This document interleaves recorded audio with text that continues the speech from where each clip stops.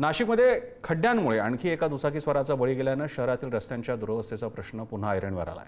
Ambad MIDCतील एक्सक्लो point परिसरात खड्डा चुकवण्याच्या प्रयत्नात दुचाकीस्वार निलेश कोतकर यांना ट्रकची धडक बसली। गंभीर जखमी झालेल्या कोतकर यांचा उपचारादरम्यान मृत्यू झाला। या प्रकरणी अज्ञात ट्रक चालकाविरोधात गुन्हा दाखल झालाय।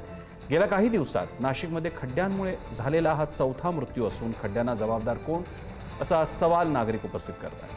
किरण ताजने आपल्यासोबत आहेत। किरण, नाशिकमध्ये एकीकडे कुंभमेळ्यासाठी काही हजार कोटींचा खर्च होणार आहे, अशा वेळी आपल्या नाशिककरांना साधे चांगले रस्ते का मिळू नयेत?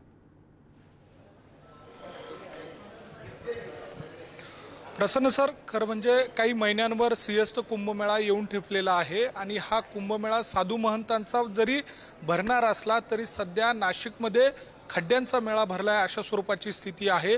आणि या खड्ड्यांमुळे आतापर्यंत 4 जणांचा मृत्यू झालेला आहे।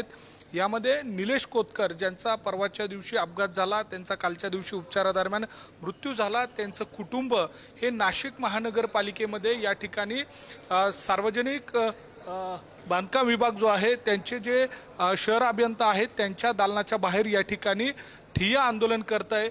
ज्यांचा मृत्यू झाला त्यांच्या पत्नी, त्यांची मुलगी या ठिकाणी आहेत, त्यांचे इतर नातलग आहे आणि स्थानिक लोकप्रतिनिधी सुद्धा या ठिकाणी आंदोलन करताय। त्यांची काय भावना आहे ती सुद्धा जाणून घेऊयात। खरं म्हणजे ही आंदोलनाची वेळ तुमच्या कुटुंबावर यायला नको होती, मात्र तुम्ही आंदोलन करताय। काय नेमकी तुमची मागणी आहे? तुम्ही तुमच्या लेकीला सुद्धा घेऊन या ठिकाणी आंदोलन करताय। माझी फक्त एवढीच मागणी आहे की जो प्रसंग आमच्या कुटुंबावर ओढवलेला आहे त्या प्रसंगातून आम्हाला बाहेर पडायचं आहे आणि आमच्या भविष्याची तरतूद झाली पाहिजे, माझ्या मुलीच्या भविष्याची, शिक्षणाची तरतूद झाली पाहिजे। म्हणून आम्ही या ठिकाणी आलेलो आहे। महापालिकेने तेवढी तिच्या शिक्षणाची आणि माझ्या भविष्याची पुढची तरतूद करावी, एवढीच माझी मागणी आहे। घरातला कर्ता पुरुष गेल्यामुळे या कुटुंबाचं जे एकूण संसार आहे तो उघड्यावर आलेला आहे आणि त्या सगळ्या पार्श्वभूमीवर या ठिकाणी हे कुटुंब आंदोलन करत आहे। लोकप्रतिनिधी म्हणून वारंवार आंदोलन करावं लागत आहे, सत्ताधारी पक्षातले आहात, ही वेळ तुमच्यावर काय येते? तुम्ही प्रशासनाला का जाब विचारत नाही? आम्ही सत्तेत जरी असलो तरी हे प्रशासन आज झोपलेलं आहे।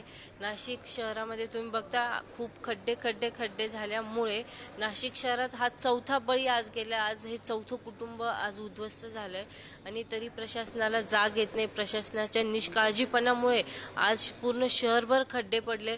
पावसाळा येण्यापूर्वीच त्यांनी हे नियोजन करायला हवं होतं, पावसाळ्यापूर्वीच त्यांनी हे खड्डे भरायला हवे होते, पण याचं कुठल्या प्रकारचं नियोजन या प्रशासनाने केलेलं नाहीये आणि आज चौथं हे कुटुंब आज उद्ध्वस्त झाले। तर या कुटुंबाला न्याय मिळावा या भावनेतून आज आम्ही इथे बसलेलो आहोत।